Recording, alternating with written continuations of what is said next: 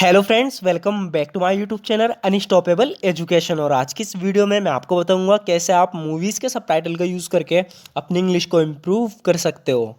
So friends, एक बहुत ही बेहतरीन तरीका है इंग्लिश सीखने का। अगर आप भी अपनी इंग्लिश को इम्प्रूव करना चाहते हो और इंग्लिश अच्छे से बोलना चाहते हो तो इस वीडियो को एंड तक ज़रूर देखना।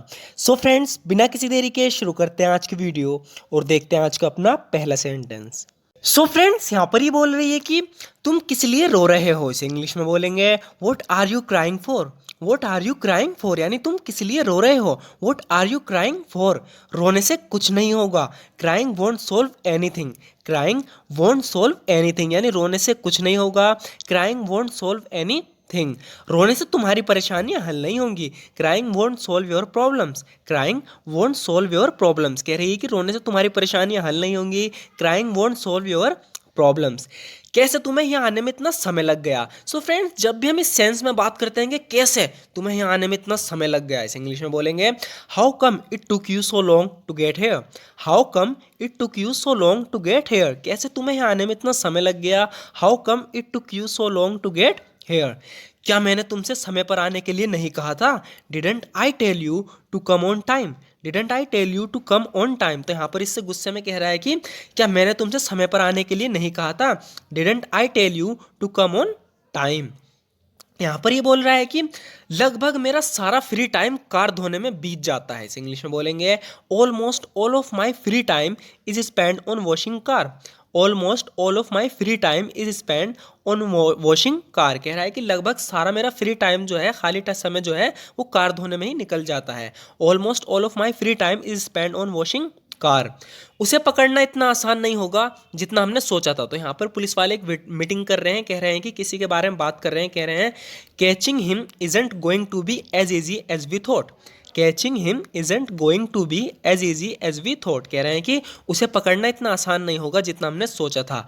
Catching him isn't going to be as easy as we thought, वो कुछ ज़्यादा ही होशियार है। इस इंग्लिश में बोलेंगे ही is way too much smart.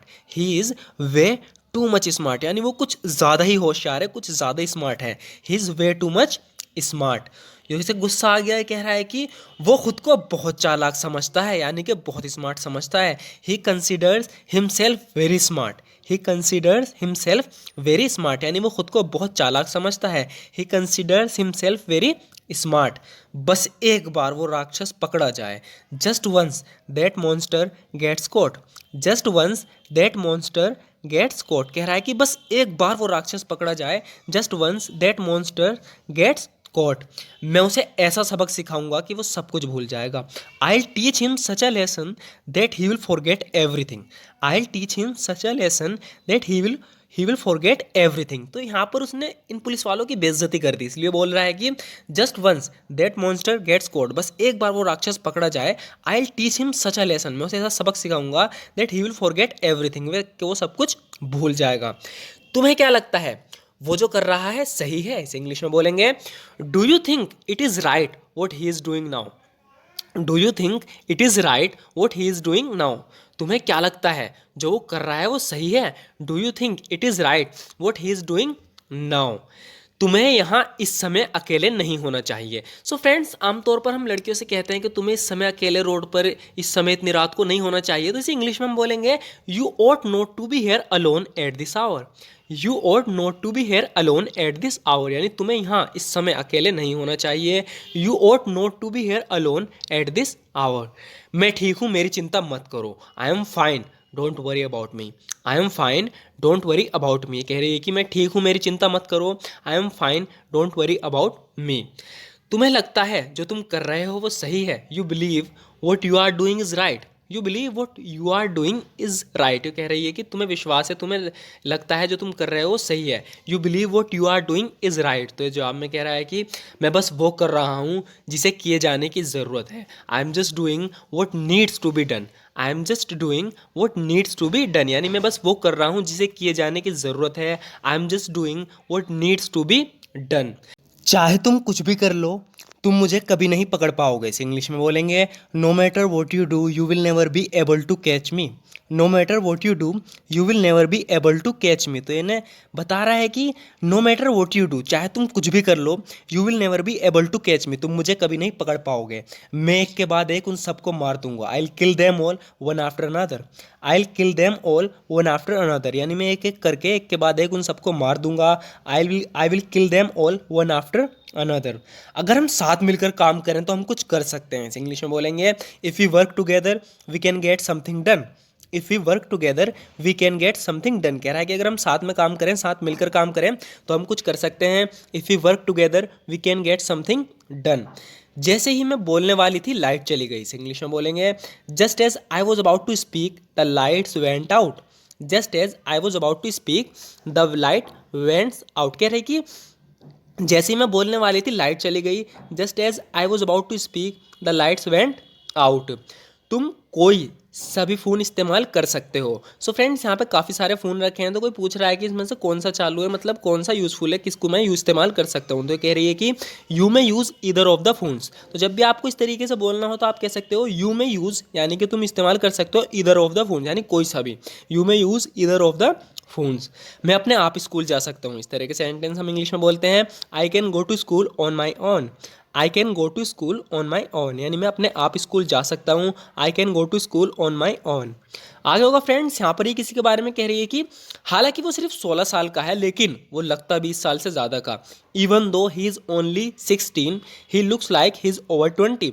Even though he is only 16 he looks like he is over 20। So friends, आप भी ऐसे लोगों से मिलने होंगे जो उम्र तो उनकी कम होती है लेकिन लगती बहुत ज़्यादा है। तो इस तरीके से अगर हम किसी के बारे में बात कर रहे हैं, जैसे कि इसने किसी लड़के से मिली जो है 16 साल का लेकिन लगता है 20 साल से ज़्यादा का, तो इस तरह के सेंटेंस हम इंग्लिश में बोलेंगे, even though he is only 16, हालांकि वो सिर्फ 16 का है। He looks like he is over 20, लेकिन लगता है ऐसे जैसे वो 20 से ज़्यादा का हो। मेरे कमरे में आते ही उन्होंने बात करना बंद कर दिया था। सो फ्रेंड्स, कोई बात कर रहा था, जैसे ही ये कमरे में आया वे चुप हो गए। तो बता रहा है कि they stopped talking as soon as I came into the room.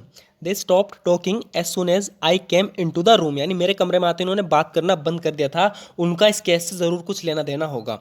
They must have something to do with this case. They must have something to do with this case, उनका ज़रूर इस केस से कुछ लेना देना होगा। They must have something to do with this case, वरना वे ऐसा नहीं करते। Otherwise they wouldn't have done it. Otherwise they wouldn't have done it, वरना वे ऐसा नहीं करते। Otherwise they wouldn't have done it. ये बच्चे किसके हैं? तो जब भी हम इस तरीके से बोलते हैं कि ये बच्चे किसके हैं, इस इंग्लिश में बोलेंगे, who children are these. Whose children are these, यानी बच्चे किसके हैं? Whose children are these. मेरे पास कुछ नहीं बचा। Now I have got nothing left. Now I have got nothing left. तो ज़िंदगी में कई बार हम इस तरीके से बोल देते हैं कि मैं लुट गया, मेरे पास कुछ नहीं बचा। जब भी हमें बोलना हो कि मेरे पास कुछ नहीं बचा, हम बोलेंगे now I have got nothing left.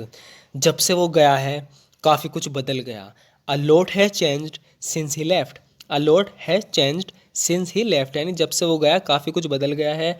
A lot has changed since he left.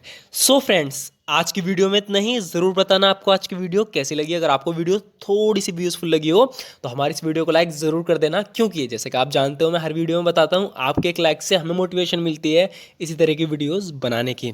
So friends, अगर आपको ये तरीका पसंद हो, अगर आप भी इसी तरीके से अपनी इंग्लिश को इम्प्रूव करना चाहते हो, इंग्लिश अच्छे से बोलना चाहते हो, सबसे ज़रूरी बात, अगर आप भी प्रैक्टिस करना चाहते हो रेगुलर इसी तरीके से, सो फ्रेंड्स हमारे इस चैनल को ज़रूर सब्सक्राइब कर लेना, क्योंकि इस चैनल पर इस तरह की वीडियोज़ हम रेगुलर अपलोड करते रहते हैं। सो फ्रेंड्स, आज की वीडियो में इतना ही। अगर अच्छी लगे तो लाइक ज़रूर कर देना, and thank you so much for watching this video friends.